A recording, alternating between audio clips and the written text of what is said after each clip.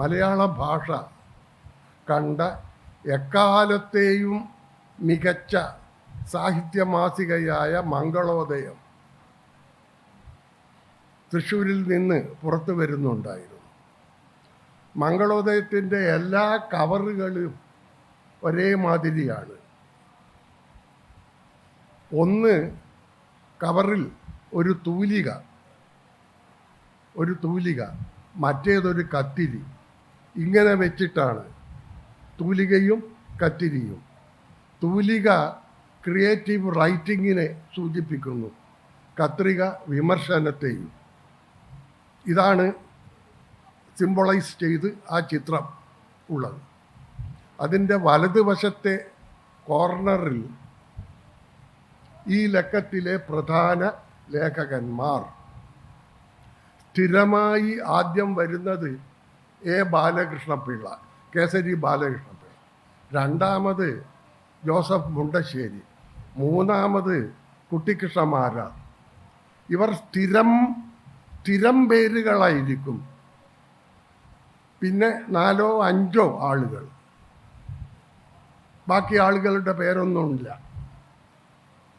മംഗളോദയത്തിൽ ബാലപംക്തിയില്ല, വനിതാപംക്തിയില്ല, sports ഇല്ല, സിനിമയില്ല, ഒന്നുമില്ല. തുടക്കം മുതൽ അവസാനം വരെ സാഹിത്യം മാത്രം. ഇതാണ് മംഗളോദയം.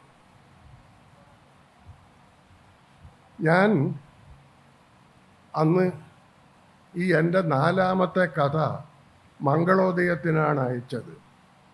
അത് കഴിഞ്ഞ ഉടനെ ഞാൻ ഹയർ സ്റ്റഡിക്ക് വേണ്ടി പഴയ സൗത്ത് കർണാടകത്തിലുള്ള മംഗലാപുരത്തേക്ക് പോയി.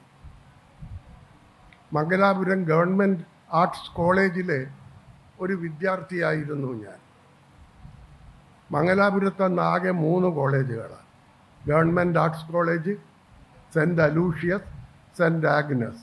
സെൻറ്റ് ആഗ്നസ് പെൺകുട്ടികളുടെ കോളേജാണ്.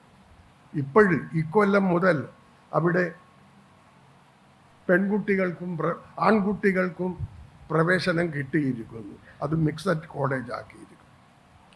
ഇത് രണ്ടും കത്തോലിക്ക ചർച്ച് നടത്തുന്ന കോളേജ്. എൻ്റെ കോളേജ് അത്തരം യാതൊരു തരത്തിലുള്ള ലിമിറ്റുകളും ഇല്ലാത്ത, എല്ലാവർക്കും ചേരാം, പഠിക്കാം, വളരെ സ്വാതന്ത്ര്യമുള്ള കോളേജായിരുന്നു. കോളേജിലെ ലൈബ്രറിയൻ വളരെ വലിയ വായനയുള്ള ഒരു മനുഷ്യനായിരുന്നു. എല്ലാ കർണാടകക്കാരും. ഞാൻ ആദ്യമായി ടൈംസ് ലിറ്റററി സപ്ലിമെൻ്റൊക്കെ അതുപോലുള്ള മികച്ച സാഹിത്യ പ്രസിദ്ധീകരണങ്ങളൊക്കെ വായിക്കുന്നത് എൻ്റെ കോളേജിൽ നിന്നാണ്. അവിടെ മംഗളോദയവും വരും, മലയാളത്തിൽ മാതൃഭൂമി വരും, ജയകേർ എല്ലാം ഉണ്ട്. ഓരോന്നിനും ഒരു വലിയ കാലിക്കോ ഫോൾഡറിൽ മനോഹരമായി അടുക്കി വെച്ചിട്ടുണ്ടാവും. ഞാൻ മംഗളോദയത്തിന് ഈ കഥ അയക്കുമ്പോൾ നിങ്ങൾക്ക് സ്വീകാര്യമല്ലെങ്കിൽ ദയവായി മടക്കിത്തരണം എന്ന് പറഞ്ഞ് ഒരു സ്റ്റാമ്പ്ഡ് കവറും വെച്ചിട്ടുണ്ടായിരുന്നു. 8-9 മാസം കഴിഞ്ഞിട്ടും ഒരു മറുപടിയും മംഗളോദയത്തിൽ നിന്ന് വന്നില്ല. അപ്പോഴും ഞാൻ വിചാരിച്ചു ഇതവർ തള്ളിയിട്ടുണ്ട്. ഞാൻ ഈ കഥ അന്ന് മദ്രാസിൽ നിന്ന്, അവിഭക്ത മദ്രാസാണ്, മദ്രാസിൽ തമിഴ്നാട്, ആന്ധ്ര, സൗത്ത് കർണാടകം, മലബാർ എല്ലാ ഭാഷയിലുള്ള കുട്ടികളുമുണ്ട്. അപ്പോൾ ഈ എല്ലാ ഭാഷകളിലുള്ള പ്രസിദ്ധീകരണങ്ങളും എൻ്റെ കോളേജിൽ വരുന്നുണ്ട്. ഗവൺമെൻറ് കോളേജാണ്. ഞാൻ എൻ്റെ കഥയെ ഇനി മംഗളോദയം എടുക്കില്ല എന്ന വിശ്വാസത്തിൽ മദ്രാസിൽ നിന്ന് മദ്രാസ് പത്രിക, മദിരാശി പത്രിക, മദ്രാസിനന്ന് മദിരാശി എന്നാ പറയുക, മദിരാക്ഷിയല്ല, അർത്ഥം മാറും.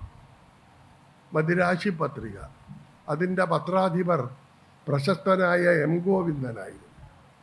ഗോവിന്ദനിൽ നിന്ന് എനിക്കൊരു മറുപടി കിട്ടി. ഈ കഥ വളരെ മികച്ചതാണ്.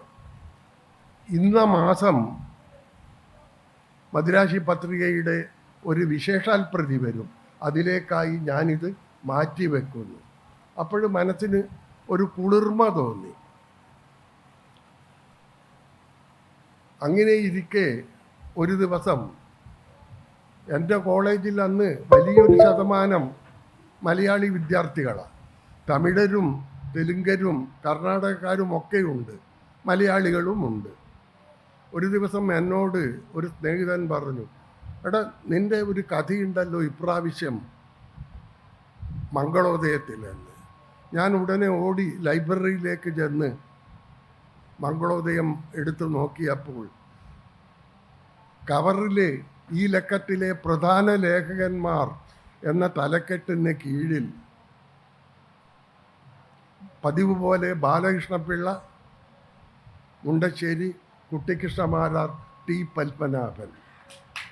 ഇതിലും വലിയ എൻ്റെ ജീവിതത്തിൽ 95 വയസ്സായി, രോമമൊന്നുമില്ല, ഉള്ള രോമം എഴുന്നേറ്റ് നിൽക്കും, ഉള്ള രോമം സത്യം, ഉള്ള രോമം എഴുന്നേറ്റ് നിൽക്കുന്നു. ഇതിലും വലിയൊരു അവാർഡില്ല. അന്നത്തെ രാജാക്കന്മാരാണ്. എനിക്കന്ന് 19 വയസ്സായിട്ടില്ല. കുട്ടിക്കൃഷ്ണമാരാരുടെയും മുണ്ടശ്ശേരിയുടെയും ബാലകൃഷ്ണപിള്ളയുടെയും ഒപ്പം ടി പത്മനാഭൻ.